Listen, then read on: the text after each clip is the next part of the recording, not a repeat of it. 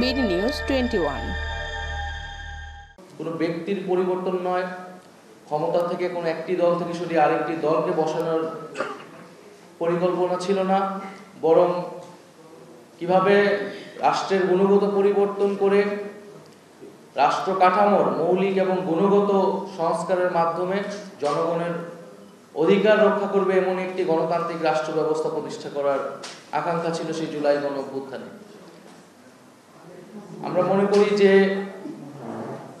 বাংলাদেশে ইতিহাসে বিভিন্ন সময় জনগণ রাস্তায় নেমেছে, আন্দোলন করেছে। আমরা 90-ও গণঅভ্যুত্থানের কথা ইতিহাসে পড়েছি, কিন্তু যেই প্রেক্ষিতে যে আকাঙ্ক্ষা থেকে এই গণঅভ্যুত্থান বা জনগণের রাস্তায় নেমে আসা, সেই আকাঙ্ক্ষাগুলা বিভিন্ন সময় আমরা দেখেছি ব্যর্থ হয়েছে। সেই ব্যর্থতার ফলেই আসলে 16 বছরের যে একটি ফ্যাসিবাদী শাসন ব্যবস্থা, তার প্রেক্ষাপট তৈরি হয়েছিল। তাই আমরা চাই যে এইবারের যে জুলাই গণঅভ্যুত্থান প্রেক্ষাপটে আমাদের আজকের এই উদ্যোগ আয়োজক সারা দেশে,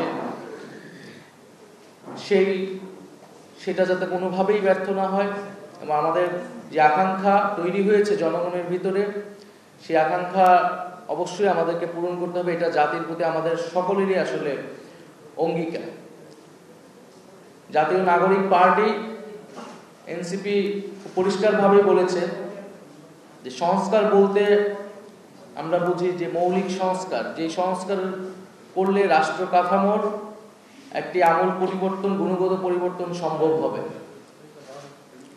কারণ আমরা দেখেছি যে বিগত সময়ে আসলে আমাদের সংবিধান থেকে শুরু করে বিভিন্ন রাষ্ট্রীয় যে প্রতিষ্ঠানগুলো, সেই প্রতিষ্ঠানগুলোর একটা দলীয়করণ ঘটেছিল।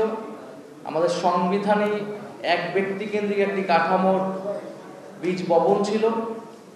ফলে সেই রাষ্ট্র কাঠামোকে অক্ষুণ্ণ রেখে আসলে যেই ক্ষমতায় যাক না, যেই রাষ্ট্র পরিচালনার দায়িত্ব পাক, তার ভিতরেও ফ্যাসিবাদী প্রবণতা থাকবে, স্বৈরতান্ত্রিক হয়ে ওঠার প্রবণতা থাকবে। সেই জায়গায় রাষ্ট্রের মৌলিক সংস্কার, সেক্ষেত্রে আমরা সংবিধান, প্রধানমন্ত্রীর ক্ষমতা, বিচার ব্যবস্থা, নির্বাচন ব্যবস্থা ইত্যাদি বিষয়কে আমরা জাতীয় নাগরিক পার্টি বিশেষ গুরুত্ব দিচ্ছি। জাতীয় ঐক্যমত্য কমিশনের পক্ষ থেকে যে সুপারিশ সমূহ আমাদের কাছে পাঠানো হয়েছে, আমরা সেগুলোতে আমাদের মতামত দিয়েছি। অধিকাংশ ক্ষেত্রে আমরা একমত হয়েছি। যেসব জায়গায় আমরা আংশিক একমত বা দ্বিমত, আমরা সেখানে আমাদের মন্তব্য বা আমাদের সুপারিশ আমরা সংক্ষিপ্তভাবে দিয়েছি। আজকে হয়তো আমরা বিস্তারিত আলোচনার সুযোগ পাবো।